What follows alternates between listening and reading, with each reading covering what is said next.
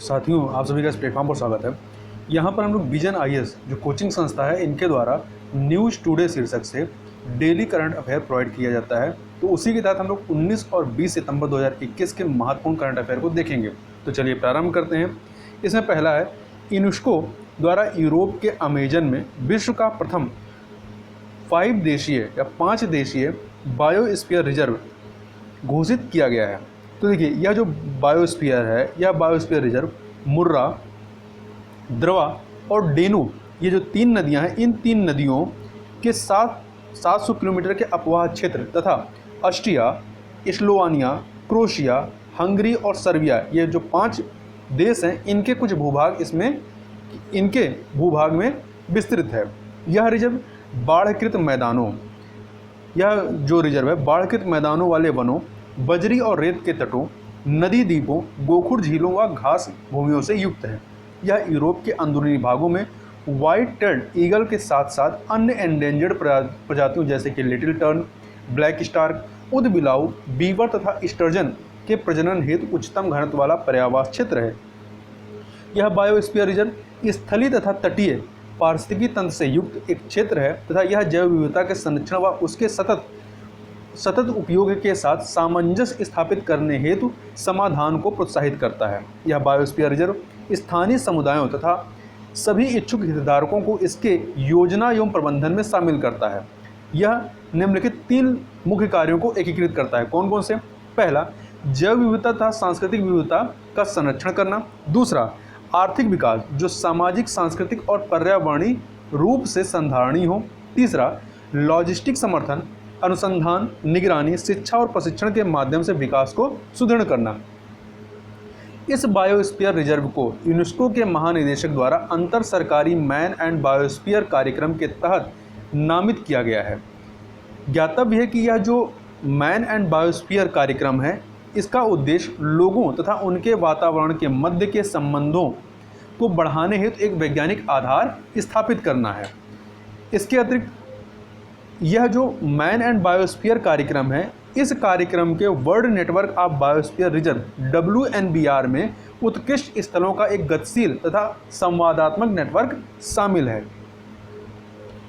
ये जो आपका world network of biosphere reserve है, इसमें 131 देशों के 727 बायोस्फीयर रिजर्व शामिल हैं, जिसमें 22 सीमा पारीय स्थल शामिल हैं। इनका लक्ष्य जो है अंतर्राष्ट्रीय, क्षेत्रीय, उप क्षेत्रीय और तंत्र विशिष्ट सहयोग का निर्माण करना है। महत्वपूर्ण फैक्ट याद रखिएगा कि भारत में यूनेस्को द्वारा नामित कुल 12 बायोस्फीयर रिजर्व हैं। इनके नाम एक बार ध्यान रखिएगा: नीलगिरी, मन्नार की खाड़ी, सुंदरवन, नंदा देवी, नोकरेक, पंचमढ़ी, सिमलीपाल, अचानक मार अमरकंटक, ग्रेट निकोबार, अगस्तमलाई, कंचनजंगा तथा पन्ना। ये 12 हैं 12 बायोस्फीयर रिजर्व जो हैं, ये भारत में यूनेस्को के द्वारा नामित किए गए हैं। नदियों और उनकी धाराओं में मौजूद जीवन पर मानवीय गतिविधियों के प्रभाव की निगरानी हेतु वैज्ञानिकों ने पर्यावरणीय DNA या इन्वायरमेंटल DNA या eDNA का उपयोग किया है। तो इसके बारे में बात करें तो पारिस्थितिकी में शोधकर्ता एक नई विधि का परीक्षण कर रहे हैं जो नदियों में मौजूद प्रजातियों की गणना करने तथा उन्हें सूचीबद्ध करने के लिए इन्वायरमेंटल DNA या eDNA का उपयोग करके जैव निगरानी का व्यापक रूप से विस्तार कर सकती हैं। जैव निगरानी या बायो मॉनिटरिंग का आशय पारिस्थितिकी तंत्र, जैव विविधता और प्राकृतिक परिदृश्य के घटक में जारी परिवर्तन एवं उसकी स्थिति के अवलोकन और आकलन से है। इसमें प्राकृतिक आवास, आबादी और प्रजातियों के प्रकार आदि शामिल हैं। स्थानीय कार्बनिक प्रदूषकों, परसिस्टेंट ऑर्गेनिक पोल्यूटेंट्स या POP सहित रसायनों के व्यावसायिक एवं पर्यावरणीय जोखिमों का अध्ययन करने हेतु जैव निगरानी बायो मॉनिटरिंग एक अनिवार्य उपकरण बन गया है। इसमें eDNA इन्वायरमेंटल DNA को पर्यावरणीय नमूनों से पृथक किया जाता है और यह जो क्रिया है, यह जीनोमिक DNA के विपरीत होता है, क्योंकि जीनोमिक DNA में सीधे नमूनों से जो DNA होता है उसको निष्कर्षित किया जाता है और eDNA में जो eDNA है, यह जीवों के त्वचा, मल आदि के माध्यम के द्वारा जलीय या स्थलीय वातावरण में प्रवाहित कोशिकीय सामग्री से उत्पन्न होता है। इसे नई आणविक पद्धतियों का उपयोग करके पृथक करने के पश्चात निगरानी की जा सकती है। इस इन्वायरमेंटल डीएनए के लाभ क्या हैं? इन्वायरमेंटल डीएनए को एकत्र करना आसान है तथा जल का 4 अंश का नमूना या सैंपल हजारों जलीय प्रजातियों के अवशेष या डीएनए को अभिग्रहित या कैप्चर कर सकता है। पारंपरिक जैव निगरानी पद्धतियों के अंतर्गत वैज्ञानिक सीमित जगहों पर ही अलग अलग प्रजातियों एवं उनकी बहुतायत की गणना करते हैं। इसके अतिरिक्त इस पद्धति में ईडीएनए इन्वायरमेंटल डीएनए पद्धति में पहचान के लिए वन्य जीवों को मारने की आवश्यकता नहीं होती है। साथ ही इसमें श्रम तथा धन की बचत होती है और इस प्रक्रिया के लिए केवल एक सस्ते फिल्टर, एक सिरिंज तथा कुछ शीशियों की आवश्यकता होती है। इसे कोई भी कर सकता है। यहाँ पे थोड़ा सा ईडीएनए के माध्यम से जैव निगरानी प्रक्रिया को डायग्राम के माध्यम से देखें तो इसमें क्या होता है, त्वचा, खाल, मल तथा पानी में तैरने वाले एकल कोशिकीय जीवों जैसे बैक्टीरिया आदि से ईडीएनए का निष्कर्षण किया जाता है। इस आनुवंशिक जानकारी का इसके बाद विश्लेषण होता है। इसके पश्चात इस डीएनए अनुक्रम को ताजे जल की प्रजातियों के साथ मिलाना जो पहले से ही मौजूदा डेटाबेस में सूचीबद्ध हैं।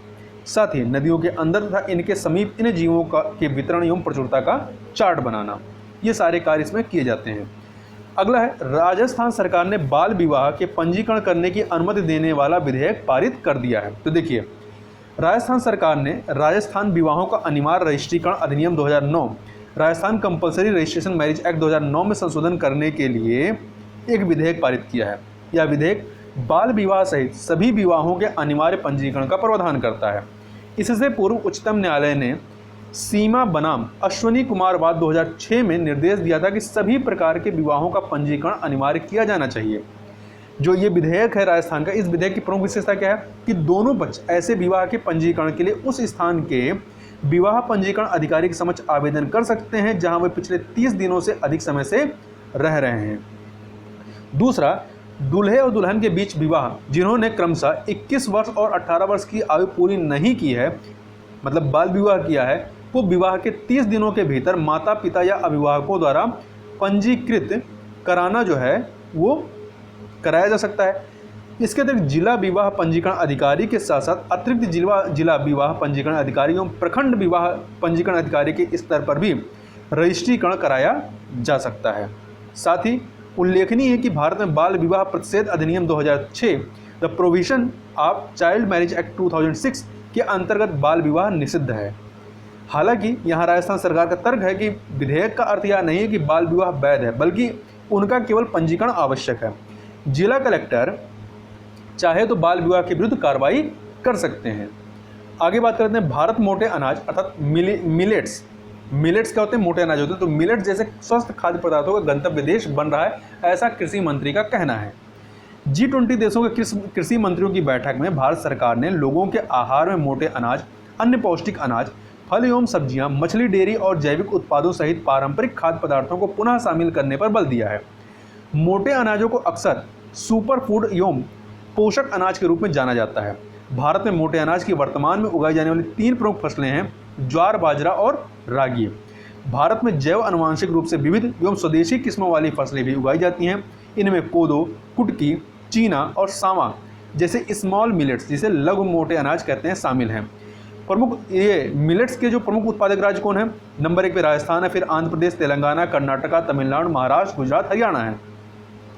भारत में मोटे अनाज के उत्पादन से संबंधित समस्याएं क्या है? पहले कि ये आमतौर पर लघु तथा गरीब किसानों के द्वारा सूखे वाले क्षेत्रों में उपजाई जाती हैं। इसकी ये कम उपजाऊ होती हैं, मतलब जो क्षेत्र होते हैं, एक तो सूखे, जो आपके लघु तथा गरीब किसान हैं उनके द्वारा सूखे, कम उपजाऊ, पर्वतीय एवं वर्षा सिंचित क्षेत्रों में ये उगाए जाते हैं।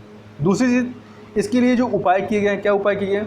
उपज को एक नियमित बाजार उपलब्ध कराने हेतु मोटे अनाज को सार्वजनिक वितरण प्रणाली पब्लिक डिस्ट्रीब्यूशन सिस्टम PDS में शामिल किया गया है। खाद्य एवं कृषि संगठन ने पोषणीय और सतत कृषि के प्रोत्साहन हेतु वर्ष 2023 को मोटे अनाज का अंतर्राष्ट्रीय वर्ष इंटरनेशनल ईयर ऑफ मिलेट्स घोषित करने के भारत के प्रस्ताव का समर्थन किया है। ज्ञातव्य है कि भारत में वर्ष 2018 को मोटे अनाज का राष्ट्रीय वर्ष घोषित किया गया था। इसके अतिरिक्त पोषक अनाजों के न्यूनतम समर्थन मूल्य, अर्थात ये जो मोटे अनाज हैं इनके न्यूनतम समर्थन मूल्य में MSP में बढ़ोतरी की गई है। मोटे अनाज जो है सतत कृषि और स्वास्थ्य विश्व के लिए एक राह के रूप में उपयोगी हैं। कैसे? इसको विभिन्न पॉइंटों में देखें। खाद्य संकट के निवारण के रूप में, जलवायु परिवर्तनशील वैश्विक जलवायु परिदृश्य से निपटने हेतु संधारणीय खाद्य सोर्स के रूप में इसका उपयोग हो सकता है, तथा जलवायु जनित दबाव कीटों तथा रोगों से ये सुरक्षा मुहैया कराते हैं। पोषण सुरक्षा, चूंकि इसमें कैल्शियम, आयरन, जिंक, आयोडीन आदि सूक्ष्म पोषक तत्वों से ये युक्त होता है। साथ ही यह बायोटिक यौगिकों से युक्त होता है और इसमें अमीनो अम्ल की उपयुक्त मात्रा होती है। रोगों से सुरक्षा के दृष्टिकोण से देखें तो ग्लूटेन मुक्त आहार होता है। सीलियक रोगों में गेहूं का ये विकल्प है, क्योंकि गेहूं में क्या होता है, ग्लूटेन होता है। निम्न ग्लाइसेमिक इंडेक्स लो जीआई ये मधुमेह के व्यक्तियों के लिए एक अच्छा भोजन के रूप में प्रयुक्त हो सकता है।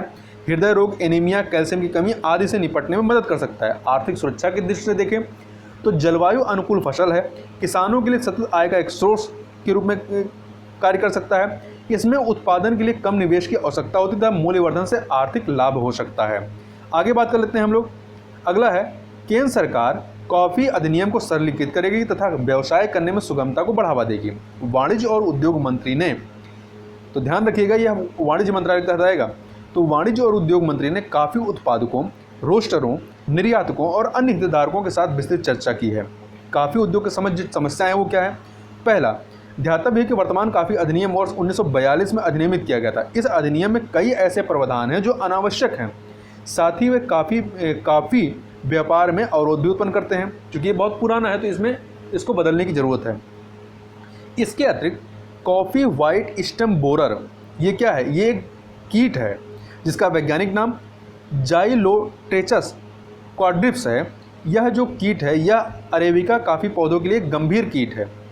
इसके कारण भारत के सभी कॉफ़ी उत्पादक क्षेत्रों में उपज की क्षति होती है। अंतर्राष्ट्रीय माल भाड़ा दरों में वृद्धि के कारण कई गंतव्यों के लिए भारतीय कृषि निर्यात अप्रतिस्पर्धी हो गया है।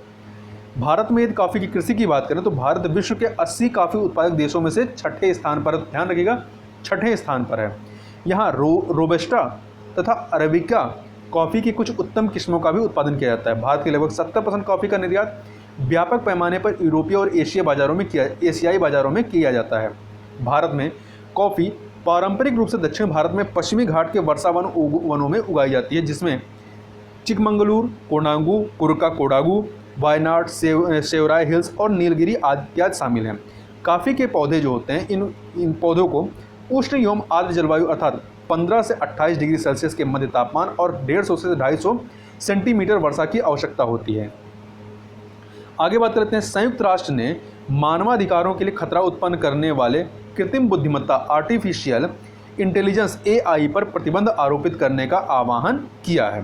तो देखिए, संयुक्त राष्ट्र मानवाधिकार कार्यालय ने डिजिटल युग में निजता का अधिकार, the right to privacy in the digital age नामक शीर्षक से एक रिपोर्ट प्रकाशित की है। तो ध्यान रखिएगा, पूछा जाए कि डिजिटल युग में निजता का अधिकार नामक शीर्षक से रिपोर्ट किसने जारी की है, तो संयुक्त राष्ट्र मानवाधिकार कार्यालय ने। इस रिपोर्ट में यह विश्लेषण किया गया है कि आर्टिफिशियल इंटेलिजेंस लोगों की निजता और अन्य अधिकारों को कैसे प्रभावित करता है। इस रिपोर्ट के जो प्रमुख निष्कर्ष हैं वो क्या है।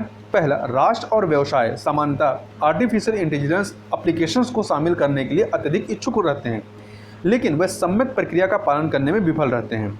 साथ ही जो आर्टिफिशियल इंटेलिजेंस प्रणाली के बारे में सूचना, AI प्रणाली के बारे में सूचना देने और उसका मार्गदर्शन करने के लिए उपयोग किए जाने वाला डेटा दोषपूर्ण, भेदभावपूर्ण, पुराना या अप्रासंगिक हो सकता है। साथ ही अस्पष्ट निर्णयन से लोगों की अभिव्यक्ति की स्वतंत्रता और राज्य की जवाबदेही में कमी आ रही है। साथ ही डेटा का दीर्घकालिक भंडारण भी विशेष जोखिम सृजित करता है, क्योंकि भविष्य में डेटा को ऐसे माध्यमों से दुरुपयोग किया जा सकता है जो अभी तक ज्ञात ही नहीं है। इसमें जो अनुशंसाएं की गई हैं वो यह है कि पहला, मानव व्यवहार के पैटर्न में घुसपैठ करने सहित AI tools, artificial intelligence tools द्वारा अनुमानों, भविष्यवाणियों और निगरानी के संबंध में गंभीर प्रश्न उठाए जाने चाहिए। दूसरा, अंतर्राष्ट्रीय मानवाधिकार कानून के अनुपालन में उपयोग नहीं किए जा सकने वाले AI आर्टिफिशियल इंटेलिजेंस अनुप्रयोगों पर प्रतिबंध आरोपित किया जाना चाहिए। साथ ही उल्लेखनीय है कि आर्टिफिशियल इंटेलिजेंस उन प्रणालियों या मशीनों को संदर्भित करता है जो कार्यों को पूरा करने में मानव बुद्धि की नकल करते हैं। साथ ही आर्टिफिशियल इंटेलिजेंस अनुप्रयोग अपने द्वारा एकत्र की गई जानकारी के आधार पर स्वयं में सुधार कर सकते हैं। इसमें मशीन लर्निंग जैसी प्रौद्योगिकियां शामिल हैं। यह कंप्यूटर को निर्णय लेने में सक्षम बनाता है तथा यह मनुष्यों द्वारा किए जाने वाले विशिष्ट कार्यों को पूरक या प्रतिस्थापित करने के लिए एक समाधान उपलब्ध करता है। अब अन्य सुर्खियों में बात करें तो सामान्य सेवा केंद्र में अर्थात कॉमन सर्विस सेंटर में राशन कार्ड से संबंधित सेवाओं को भी शामिल किया गया है। हाल ही में उपभोक्ता मामले, खाद्य और सार्वजनिक वितरण मंत्रालय ने अपने अर्ध शहरी और ग्रामीण क्षेत्रों में राशन वितरण को सुव्यवस्थित करने तथा सार्वजनिक वितरण प्रणाली को सुदृढ़ करने के लिए common service centre e governance services India limited के साथ समझौता किया है। इसके कारण राशन कार्ड से संबंधित सेवाएं जैसे कि नए कार्ड के लिए आवेदन करना, विवरण अपडेट करना और आधार कार्ड से जोड़ना अब कॉमन सर्विस सेंटर पर उपलब्ध होंगी। इलेक्ट्रॉनिक और सूचना प्रौद्योगिकी मंत्रालय के कॉमन सर्विस सेंटर कार्यक्रम के अंतर्गत स्थापित सामान्य सेवा केंद्र गाँवों में स्वास्थ्य देखभाल, सामाजिक कल्याण योजनाओं आज जैसी विभिन्न इलेक्ट्रॉनिक सेवाओं के वितरण हेतु पहुंच बिंदु होते हैं। पेट्रोपोल एकीकृत चेक पोस्ट के बारे में बात करें, पेट्रोपोल इंटीग्रेटेड चेक पोस्ट या ICP। तो देखिए ये जो एकीकृत चेक पोस्ट है, तो भारत और बांग्लादेश के बीच पेट्रोपोल इंटीग्रेटेड चेक पोस्ट पर यात्रियों के लिए एक नए टर्मिनल बिल्डिंग का उद्घाटन किया गया है। पेट्रोपोल भारत बांग्लादेश सीमा पर कोलकाता से 80 किलोमीटर दूर स्थित है। यह इंटीग्रेटेड चेक पोस्ट पेट्रोपोल दक्षिण एशिया का सबसे विशाल लैंड पोर्ट है, भूमि आधारित बंदरगाह है। भारत और बांग्लादेश के मध्य भूमि आधारित व्यापार का लगभग 30% जो है वो जो है पेट्रोपोल इंटीग्रेटेड चेक पोस्ट के माध्यम से होता है। यह भारत का 9वां सर्वाधिक विशाल अंतर्राष्ट्रीय आवर्जन इमिग्रेशन पोर्ट भी है। इसके माध्यम से प्रतिवर्ष लगभग 22 लाख यात्रियों का आवागमन होता है, 23 लाख यात्रियों का। अगला है ब्लैक टाइगर्स के बारे में। तो ध्यान रखिएगा, यहाँ पे ब्लैक टाइगर्स केवल उड़ीसा के सिमलीपाल टाइगर रिजर्व में पाए जाते हैं। तो ये फैक्ट बहुत महत्वपूर्ण है कि ब्लैक टाइगर केवल उड़ीसा के सिमलीपाल टाइगर रिजर्व में पाए जाते हैं। राष्ट्रीय जीव विज्ञान केंद्र national centre for biological sciences के एक हालिया अध्ययन के अनुसार इन बाघों में एक एकल अनुवांशिक उत्परिवर्तन ट्रांसमेम्ब्रेन एमिनो पेप्टिडेज क्यू, इसके ये जो उत्परिवर्तन है के कारण काली धारियों की चौड़ाई अधिक हुई है और उनका फैलाव अधिक हुआ है। इस अध्ययन में यह सामने आया है कि जीन में उत्परिवर्तन के कारण इन बाघों की धारियां असामान्य रूप से गहरे या काले रंग की हो जाती हैं। सिमलीपाल की अल्प और अलग थलग बाघों की आबादी के कारण अंतः प्रजनन को बढ़ावा मिला है, जिससे चौड़ी और गहरे या काले रंग की धारियों का विकास हुआ है। मध्य भारत, जिसकी हिस्सेदारी 36% की है, की तुलना में सिमलीपाल, जिसकी हिस्सेदारी 28% है, तो मध्य भारत की तुलना में सिमलीपाल में कम विषम युग्म जता लो हेट्रो जियो गोष्ठी। इसका मतलब होता है विषम युग्म जता का मतलब प्रत्येक माता पिता से एक विशेष जीन के विभिन्न रूपों को प्राप्त करने की संभावना। तो इसमें कम विषम युग्म जता से आनुवंशिक विविधता के विलुप्त होने की संभावना बनी हुई है। मतलब मध्य भारत में इनकी आनुवंशिक विविधता के विलुप्त होने की संभावना ज़्यादा है और यहाँ सिमलीपाल में कम है। अगला है हेलिना, हेलीकॉप्टर आधारित नाग। तो देखिए हेलिना के सभी परीक्षण पूरे कर लिए गए हैं। यह तीसरी पीढ़ी का दागो और भूल जाओ श्रेणी का anti tank guided missile ATGM system है, जो एडवांस लाइट हेलीकॉप्टर पर लगा हुआ है। इसे भारतीय थल सेना में शामिल किया जा रहा है। इसके एक अन्य संस्करण ध्रुवास्त्र को भारतीय वायुसेना में शामिल किया जा रहा है। इसकी विशेषता क्या है? यह सभी प्रकार के मौसमों तथा दिन और रात में कार्य करने की क्षमता से युक्त है। यह पारंपरिक कवच के साथ साथ विस्फोटक प्रतिक्रियाशील कवच के साथ युद्धक टैंकों को नष्ट कर सकता है। इसकी न्यूनतम रेंज 500 मीटर और अधिकतम रेंज 7 किलोमीटर है। अगला है साइप्रस के बारे में बात करें तो हाल ही में साइप्रस के पेरनेरा, जो कि एक समुद्री संरक्षित क्षेत्र है, में एक अंडर वाटर आया नापा संग्रहालय जो है म्यूजियम खोला गया है। यह 130 से अधिक मूर्तियों वाला विश्व का पहला अंडर वाटर फॉरेस्ट है। साइप्रस के बारे में बात करें तो यहाँ साइप्रस के बारे में आप मैप में देखिए, ये जो छोटा सा दिख रहा है मेडिटेरियन सी में, ये है आपका साइप्रस, ठीक है, ये समुद्र में मेडिटेरियन सी में। इधर आपका टर्की है, यहाँ पे आपका सीरिया है, यहाँ पे देखिए इधर लेबनान है, यहाँ पे इजराइल है, ये जॉर्डन है और ये आपका ग्रीस है, ब्लैक सी है। तो देखिए साइप्रस की राजधानी क्या है? निकोशिया। यह पूर्वी भूमध्य सागर में एशिया, अफ्रीका, इधर आपका एशिया है, इधर अफ्रीका है और इधर यूरोप है।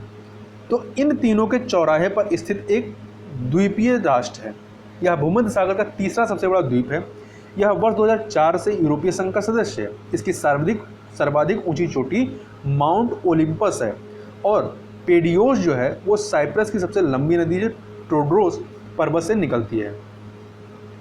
कुछ सुर्खियों में रहे व्यक्तियों की बात करें तो मनोरमा महापात्रा, जिनका अभी हाल ही में 18 सितंबर 2021 को इनकी मृत्यु हुई है। वह एक प्रख्यात साहित्यकार, सामाजिक कार्यकर्ता और उड़िया दैनिक द समाज की पूर्व संपादक थी। वह उड़ीसा में महिला सशक्तिकरण की प्रतीक थी।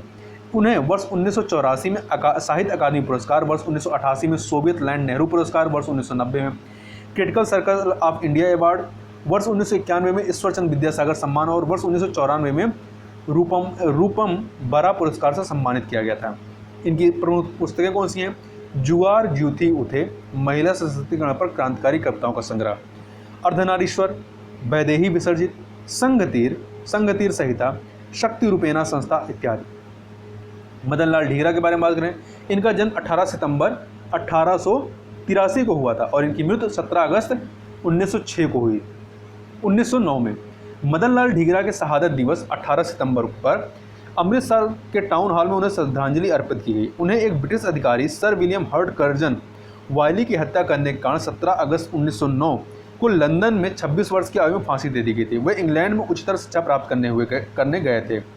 वे वर्ष 1905 में बंगाल विभाजन से पीड़ित, मतलब इनको उससे पीड़ा हुई और वे विनायक दामोदर सावरकर, श्यामजी कृष्ण वर्मा जैसे अन्य क्रांतिकारियों के संपर्क में आते हैं। अगला है डॉक्टर भगवान दास के बारे में, जिनका जन्म 12 जनवरी 1869 में और इनकी मृत्यु 18 सितंबर 1958 में होती है। यह एक भारतीय थियोसोफिस्ट थे। वर्ष 1921 में उन्होंने असहयोग आंदोलन के साथ जुड़े होने के कारण अंग्रेजों द्वारा 1 वर्ष के कारावास की सजा सुनाई थी। वे काशी विद्यापीठ के संस्थापक थे। काशी विद्यापीठ के बारे में याद रखिएगा, यह भारतीयों द्वारा स्थापित प्रथम भारतीय विश्वविद्यालय है। वर्ष 1955 में उन्हें साहित्य और शिक्षा में उनकी उपलब्धियों के लिए भारत के सर्वोच्च नागरिक सम्मान भारत रत्न से सम्मानित किया गया था 1955 में। तो इस प्रकार से यहाँ पर हम लोगों ने 19 और 20 सितंबर 2021 के महत्वपूर्ण करंट अफेयर को देखा। तो इस वीडियो में बस इतना ही, मिलते हैं नेक्स्ट वीडियो में, तब तक के लिए बहुत बहुत धन्यवाद।